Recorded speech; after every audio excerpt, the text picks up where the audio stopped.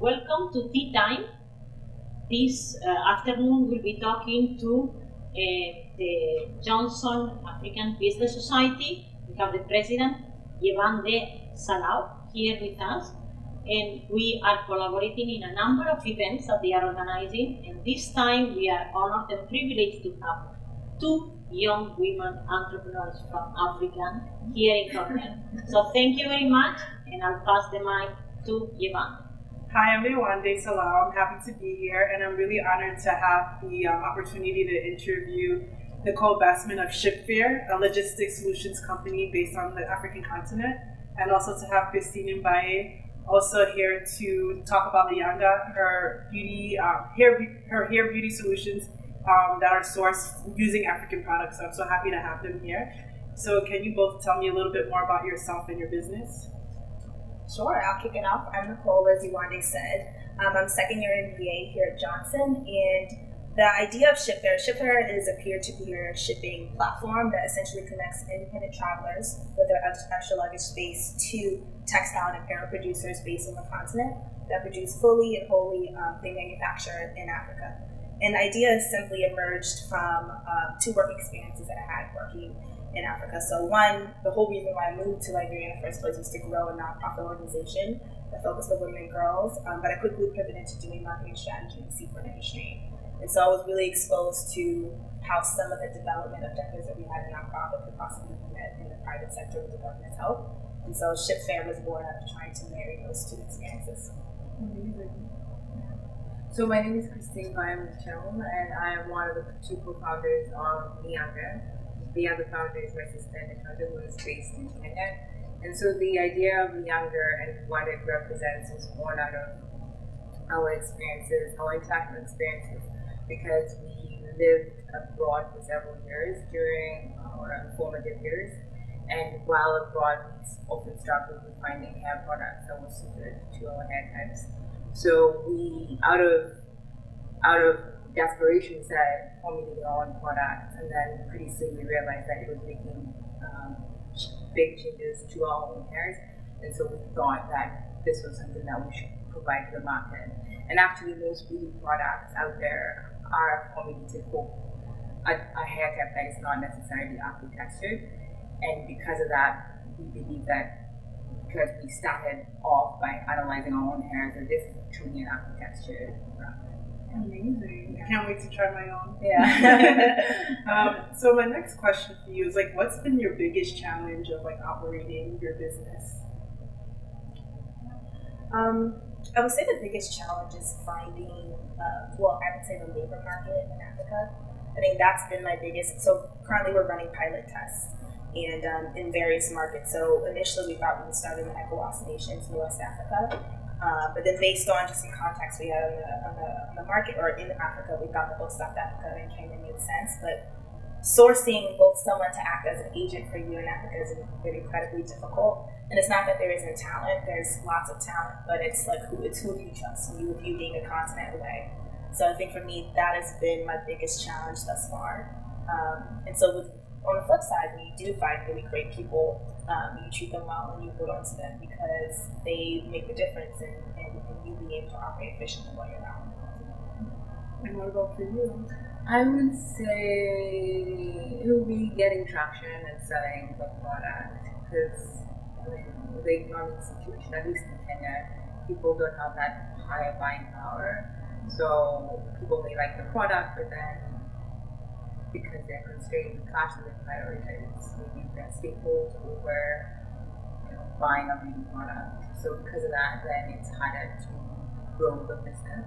And that's one of the reasons why I'm also exploring the market here, just so that it can kind of balance that slower pace of growth that may be a fact of at least the market in Kenya until maybe the economic situation improves a little bit. Amazing. And are you ladies also open to outside investment for your businesses, even though you guys are still in the earlier stages of your business? For me, let's see, it's not where I don't expect it, because I know VCs will probably, in my line, they typically go for high growth businesses. So it's not I'd say it's something that I would peg on right now. Later on, maybe I would say, okay, what am I giving up? If I'm not giving up we're not giving up that too much, then I would say, or we would say that, hey, we could take on investment. But right now, I'm not banking on it. I know a lot of it. We have to prove a lot before we can get investor worthy. Yeah. Yeah. What about for you? Yeah, for Shipfare, we're still in the proof of concept stage. So I'm open to it, but I think once we get past the pilot test and we're able to roll out full throttle, it would be something that I'd be able to, particularly because for a two-sided platform, you definitely need to go big. And there are a lot of two-sided platforms that died because they haven't reached critical mass. So at some point, we would probably take on investment in order to reach that critical mass. Amazing. So I know this might be a personal question, and I just want to preface it. You guys go to Ivy League MBA schools, and coming out of your MBA schools, you'll most likely make at least 6 figures immediately after graduating. But what makes you decide to go down the entrepreneurship route, and do you have the support of your family and friends who know that you could be making so much more stability with an MBA job? But what drives you to pursue your passion of entrepreneurship? So I think for me, it comes down to my background, and I grew up, both my parents are entrepreneurs. I would say, but entrepreneurs before the word became such a big thing. I don't know, you want small business owners, and they tried a lot of different things over the years. And so for me, it's not something, the idea of building a venture is not new. It's something I grew up around. In fact, before I came to business school, most of my business jobs I learned in small business. So for me, it's not necessarily taking the risk isn't the hard thing. I think for me, what's happened is as I've gotten older, I've become less risk averse, or more risk averse, I would say. And so at this point, I'm taking risks, but I'm taking more calculated risks this time around. So when I talk about proof of concept, making sure that we can reach critical mass, those things, I'm taking a milestone at a time.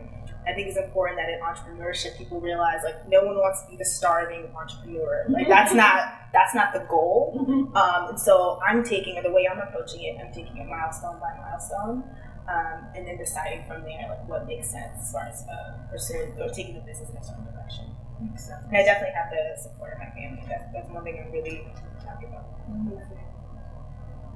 And then for me, I do have the support of my family as well. And also, that was the primary reason I came to business school. It wasn't necessary to graduate and get a 6-figure job, so that has never been a game plan. So it is not too much of a commitment. It's always what I say that I wanted to do. So, and then ask, what is the other question there? That was so pretty much, yeah. So it isn't a shock to anyone. Everyone I told this is what I was going to do. So it's kind of, despite the challenges and despite things just not always working out the way you want as an entrepreneur, what keeps you going? Yeah, for me, it's definitely my dad, my mom, my sisters. They are very supportive, and even my other family in Canada. But they're all very supportive of the idea. They never question it, or the passion that I show for it, which is very obvious. Because when you go out there, people smack you down. You know what I mean? So it's nice to be able to talk to people who just understand that this is something I have to do. You know what I mean? So that keeps me going. And then I really like to emphasize my sister, because she's been through the not finding a job and then having to think, okay, what does this mean? Because she's very skilled at things, but she wasn't able to find work. But she turned the situation around and she started selling the product, which I really admire. So seeing her entrepreneurial spirit is what kind of motivates me when I feel like, can I do this in a different market? So seeing her is definitely what is motivating. I want to add 2 questions. First, before we started talking, you were saying about how you, in your experience as an entrepreneur, you had to unlearn what you were learning in business school. So why don't you expand? I think at least school makes you think like everything has to be perfect. You have to study for that exam, and then you do the exam, and you get a perfect grade, right? So going out there with a half-baked idea of how you're going to talk to somebody so you can get to the next step. Sometimes I find myself over-analyzing and saying, oh, what do I say? How do I say it? And before you know it, it's like 10 hours of person, you haven't done anything, right? So I'm learning that it's okay to just go out there and say, of course you think a little bit, but I mean, but in less time, you know what I mean? And then just to get the ball rolling, because I think the main thing is learning by doing. Exactly. And I think that's the only way to kind of move forward. Otherwise, you just be thinking forever. And then, trying to unlearn that I think that's one of the hardest things that I'm facing right now, is just unlearning. Because I'm so used to doing it perfect. Getting it right the first time. And then you come out here and it's never going to. I mean, there's so many things I don't know. So if I wait to know it all, it's never going to happen, right? So, yeah. And one more thing, we take for granted you never mention anything related to your gender. So we don't have that many. Actually, my experience is that sometimes you find more women entrepreneurs in emerging markets than sometimes in the developed world. So, because most of the small entrepreneurs are women. So then, any specific challenges that you have faced because of being a woman? We are a woman in this video, which is great. So, as a young woman, so you have two things, woman and young. Have you faced any particular challenges because of that? Nichole, you start, and then. Yeah, I would definitely say that I got my feet wet in Africa working there prior to working in this business. And I would definitely say on the content, all the issues that you see with gender and women in business in the West is definitely, it's doubled down. It has to turn around and all of that in Africa for sure. And I think that it makes it more difficult for women to pursue businesses, because there is this idea that if you're working on something and you want to get something done, or you want to have a conversation with someone, that perhaps you need to do something in order to have that conversation. And that's just the reality of it. And so I think faced with that, I've just, you think a lot about your own morals and you think about your own standards, and that's something I've had to think a lot about, particularly because I'm in this region. And so you just have to double down on your morals. And I think as a woman entrepreneur working on an Africa-related venture, you have to do that up front. It's not something where you decide later. It's like, no, okay, these are the things I do, and these are the things that I won't do. And you have that conversation with yourself and your team up front. Yeah, challenges as a woman. Honestly, right now, I think at the stage I'm at, I haven't been exposed too much to that crazy. But I'm assuming it will happen at some point. And like Nichole people were saying, I would just have to stand my ground and know I can be as brave as the next guy, right? Actually, as a woman academic in a business school, there are not that many. But I find very interesting that actually I had to ask you the question. You never came from you. That's very good. Because the life is what it is, and we have to keep working. The women and all of us. Anyway, so maybe something in closing, an advice that you would give to other women entrepreneurs in Africa and beyond. I think I would say I would go back to your question about what drives you. And I think for me, the advice I would give other people is to figure out your why you're doing this. I think for me, it came down to seeing, like you said, mostly women in Africa are entrepreneurs. And I saw that working in the health space with my nonprofit. I'm just like, these women, they don't want handouts. They want a consistent job opportunity. For me, that's what has made Shipfare such a worthwhile venture for me, because I found that if I can get shipping right, I can get more people to hire women artisans that are the entrepreneurs in their communities. and a lot of them are the breadwinners. So just know your why and double down on your why. Excellent. I think for me, I'd like people to know that it's hard because I guess when you look at the entrepreneurs who made it, everyone just glorifies the what they've accomplished, the business that's successful, but no one really tells you that there are many steps to get there. So it would be nice if people knew that there's a lot you have to do to get there, and it's okay, to go through that, right? Because eventually you will end up, at the top of Mount Kilimanjaro.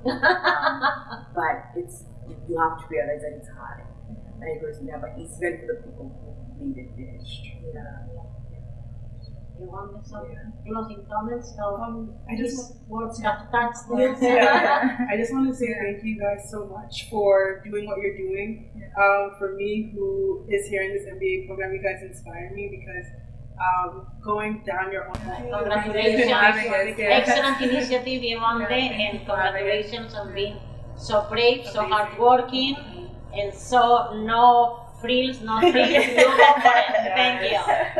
Thank you. On behalf of Yewande, thank you.